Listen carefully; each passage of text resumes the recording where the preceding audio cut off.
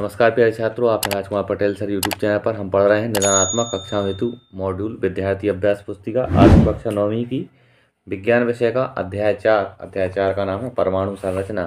पाठ के प्रश्नोत्तरों को पूरा करेंगे। सबसे पहले सही विकल्प है। प्रश्न पहला है, सही विकल्प चुनिए। पहला प्रश्न है, एक तत्व के समस्थानिक में होते हैं, तो इसका बी विकल्प सही हुआ। न्यूट्रॉन की अलग अलग संख्या होती है। दूसरा प्रश्न है, Cl आयन में संयोजकता इलेक्ट्रॉनों की संख्या है, तो इसमें सा विकल्प सही करेंगे 8। तीसरा प्रश्न है, सोडियम का सही इलेक्ट्रॉनिक विन्यास निम्नलिखित में से कौन सा है? तो सोडियम का सही इलेक्ट्रिक विन्यास है 2 8 1। द नंबर का विकल्प इसका सही है। चौथा प्रश्न है, एटम शब्द का प्रयोग किसने किया? तो एटम शब्द का प्रयोग जॉन डाल्टन ने किया था। सा विकल्प इसका सही है। पांचवा है, सबसे पहले किस कण की खोज हुई? सबसे पहले इलेक्ट्रॉन की खोज हुई। सा विकल्प इसका भी सही है। छठवां प्रश्न है, किस वैज्ञानिक ने सर्वप्रथम परमाणु मॉडल प्रस्तुत किया था? इसका पहला विकल्प सही है, जे थॉमसन। प्रश्न क्रमांक दूसरा है, रिक्त स्थान की पूर्ति कीजिए। खालिस्तान एक ही तत्व के परमाणु हैं जिनकी द्रव्यमान संख्या भिन्न भिन्न होती है। इस खालिस्तान में आएगा समस्थान है। दूसरा है, खालिस्तान वे परमाणु हैं जिनकी द्रव्यमान संख्या समान लेकिन परमाणु संख्या भिन्न भिन्न होती है। यहाँ लिखेंगे हम दूसरे खालिस्तान में संभारित। तीसरा है, अल्फा कण द्विआवेशित खालिस्तान कण होते हैं, तो यहाँ लिखेंगे हम खालिस्तान में हीलियम। चौथा प्रश्न है, न्यूट्रॉन की खोज खालिस्तान ने की थी, तो न्यूट्रॉन की खोज जो है वो चैडविक ने की थी। खालिस्तान में लिखेंगे चैडविक। पांचवा है, परमाणु की नाभिक में उदासीन कण खालिस्तान होता है। परमाणु के नाभिक में उदासीन कण न्यूट्रॉन होता है। खालिस्तान में लिखेंगे न्यूट्रॉन। छठवां है, इलेक्ट्रॉन का द्रव्यमान हाइड्रोजन परमाणु के द्रव्यमान का खालिस्तान होना होता है, तो इस खालिस्तान में लिखेंगे 1/2000 गुना। आगे प्रश्न तीसरा है, सत्य असत्य कथन बताना है। हमने सत्य के लिए क्रॉस लगाया, असत्य के लिए क्रॉस है, सत्य के लिए सही का निशान। पहला, थॉमसन ने न्यूट्रॉन की खोज की थी, यह कथन असत्य है, हमने यहाँ क्रॉस लगा दिया, असत्य। दूसरा है, एल्यूमिनियम में प्रोटॉन की संख्या 13 होती है, यह कथन सत्य है, यहाँ हम सत्य लिख सकते हैं। तीसरा है, हाइड्रोजन की संयोजकता 2 होती है, यह कथन असत्य है। चौथा है, अल्फा कण द्विआवेशित हीलियम कण होते हैं, यह कथन सत्य है। और पांचवा है, परमाणु विद्युत उदासीन होता है, यह कथन भी सत्य है। आगे है प्रश्न चौथा, एक वाक्य में उत्तर दीजिए। अब हमें यहाँ इन प्रश्नों के उत्तर एक वाक्य में लिखना है। कैथोड किरणों की खोज किसने की? इसका उत्तर है ई गोल्डस्टीन ने की थी। दूसरा है, रेडियो धर्मिता की खोज किसने की थी? इसका आंसर है हेनरी बैक्वेरेल ने।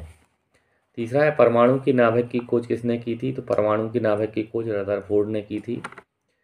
चौथा प्रश्न है, क्लोरीन के समस्थानकों के सूत्र लिखिए। तो क्लोरीन के समस्थानकों के सूत्र लिखें 17Cl 35 की घात। इसको हम इस प्रकार से लिख सकते 17Cl 37 की घात। पांचवा है, निम्न परमाणुओं के इलेक्ट्रॉन संरचना आरेख बनाइए। इस प्रश्न में आरेख बनाना है, छात्रों आप स्वयं पुस्तक से खोज के इसका आरेख बनाएं। पांचवा प्रश्न है, सही जोड़ी मिलाइए। हमें सही जोड़ी मिलानी है। पहला है गोल्डस्टीन का हम मिलाएंगे कैनाल रे। दूसरा है, हाइड्रोजन समस्थानिक, तो हाइड्रोजन समस्थानिक होगा 3। अनावेशित कण जो होगा वो होगा न्यूट्रॉन। और मैग्नीशियम, तो ये है Mg। और कार्बन का होगा आपका 6। ये इस प्रकार से जोड़ियाँ आप मिलाएंगे, नंबर डाले हैं हमने। आगे आती लघुत्तरीय प्रश्न क्रमांक पहला है, कैनाल किरणें क्या है? इसका उत्तर है, ई गोल्डस्टीन ने 1886 में एक नए विकिरण की खोज की जिसे उन्होंने कैनाल रे का नाम दिया। ये किरणें धनावेशित विकिरण थीं। दूसरा प्रश्न है, कार्बन और सोडियम परमाणुओं के लिए इलेक्ट्रॉन वितरण लिखिए। तो इसका लिखा हमने, कार्बन परमाणु के लिए इलेक्ट्रॉन वितरण, कार्बन का परमाणु क्रमांक 6 इलेक्ट्रॉनों की संख्या 6। सोडियम परमाणु के लिए इलेक्ट्रॉन वितरण 2 8 1। सोडियम परमाणु क्रमांक 11 होगा। इस प्रकार से लिखेंगे। तीसरा प्रश्न है, कैथोड किरणों की कोई 2 विशेषताएं लिखिए। इसका है, ए किरणें कैथोड से एनोड इलेक्ट्रोड की ओर गमन करती हैं।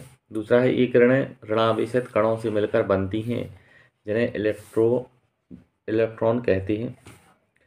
चौथा प्रश्न है, यदि किसी तत्व के परमाणु में इलेक्ट्रॉन की संख्या 8 है और प्रोटॉन की संख्या भी 8 है, तब तत्व की परमाणु संख्या क्या होगी? तो तत्व की परमाणु संख्या भी 8 होगी, यहाँ लिखेंगे हम।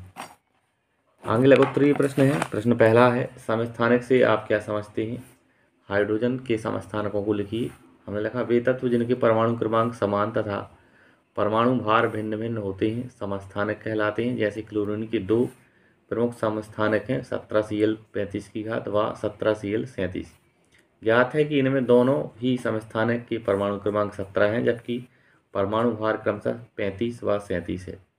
हाइड्रोजन के नियम 3 समस्थानिक हैं, प्रोटियम 1H1, ड्यूटेरियम 1H2 और ट्राइटियम 1H3। दूसरा प्रश्न है समभारक क्या है?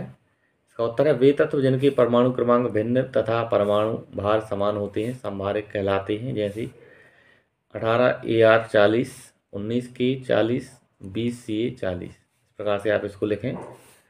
प्रश्न तीसरा है इलेक्ट्रॉन, प्रोटॉन एवं न्यूट्रॉन की खोज किस वैज्ञानिक ने की थी? इसका उत्तर है इलेक्ट्रॉन की खोज की जे थॉमसन ने, प्रोटॉन की खोज की गोल्डस्टीन ने और न्यूट्रॉन की खोज की चैडविक ने। आगे देखेंगे प्रश्न क्रमांक चौथा है परमाणु क्रमांक को परिभाषित कीजिए। इसका उत्तर है किसी परमाणु के नाभिक में उपस्थित प्रोटॉन की संख्या को उस परमाणु का परमाणु क्रमांक कहते हैं। इसे जेड से प्रदर्शित करते हैं। जैसे सोडियम 11Na23, नाभिक में 11 धनावेश संख्या अर्थात 11 प्रोटॉन उपस्थित होते हैं। इस संख्या को ही परमाणु क्रमांक कहते हैं। पांचवा प्रश्न देखेंगे निम्न अंकित तत्वों में उनकी न्यूट्रॉन संख्या ज्ञात करो। 11Na23 और दूसरा है 20Ca40। इसका हम देखेंगे 11Na23 माइनस जेड बराबर 11, ए बराबर 23, न्यूट्रॉन की संख्या ए माइनस जेड, 23 माइनस 11 बराबर 12 न्यूट्रॉन। इस प्रकार से इसको भी करेंगे। 20Ca40 माइनस जेड बराबर 20, ए बराबर 40, न्यूट्रॉन की संख्या ए माइनस जेड, 40 माइनस 20 बराबर 20 न्यूट्रॉन। प्रश्न क्रमांक 6वां है पोटेशियम के परमाणु क्रमांक 19 के तत्व की परमाणु संरचना का आरेख बनाइए। इस आरेख को आप इस प्रकार से बनाएंगे। पोटेशियम, ये आप चित्र वीडियो को रोक के बनाएंगे। 7वां प्रश्न है रदरफोर्ड के परमाणु मॉडल की क्या सीमाएं हैं? इसका उत्तर है रदरफोर्ड का परमाणु मॉडल परमाणु के स्थायित्व की व्याख्या नहीं करता है। रदरफोर्ड के अनुसार इलेक्ट्रॉन नाभिक के चारों ओर चक्कर लगाता है।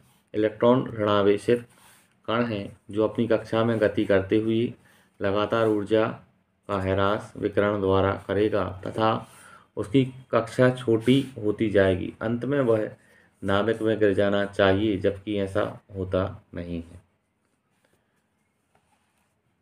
इस प्रकार से प्यारे छात्रों, इस वीडियो के माध्यम से हमने इस पाठ के लघुत्तरीय प्रश्नों तक हमने इसको हल किया। दीर्घोत्तरीय प्रश्नों का उत्तर आप खुद स्वयं कॉपी में खोज के लिखें और करेंगे। अगर आपको वीडियो अच्छा लगा है तो आप हमारे चैनल को सब्सक्राइब करें, वीडियो को लाइक करें और अपने दोस्तों के साथ शेयर करें। धन्यवाद। जय हिंद, वंदे मातरम।